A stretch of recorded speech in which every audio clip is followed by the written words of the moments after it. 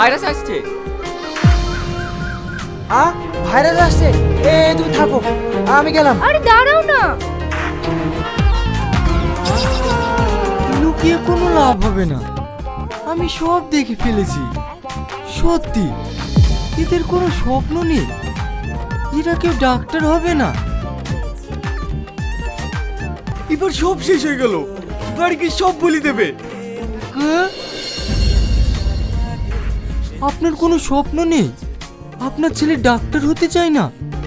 আমার আব্বু আমাকে নিয়ে কত স্বপ্ন দেখি যে আমি ডাক্তার হব, আর আপনার ছেলে জঙ্গলে জঙ্গলে প্রেম করে বেড়াচ্ছে।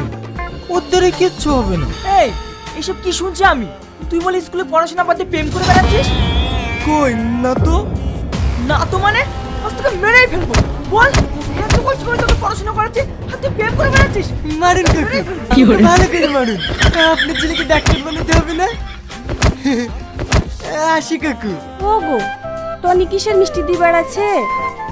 শোনোনি নাকি ওর ছেলে চাকরি পেয়েছে, নাসায় চাকরি করবে।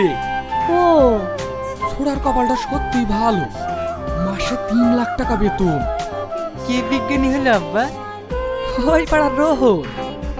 20 লাখ টাকা বেতন? হ্যাঁ, আমিও বিজ্ঞানী হব আব্বা।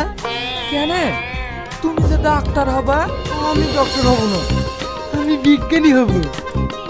আচ্ছা ঠিক আছে, মন দিয়ে পড়াশোনা করো, তুমি তো আমাদের গর্ব।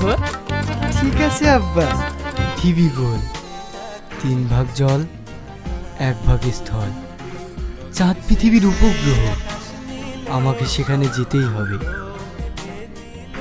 আহা, সত্যি এরকম একটা মানুষ যদি আমার কপালে জুটতো, যার স্বপ্ন হচ্ছে ডাক্তার হওয়া।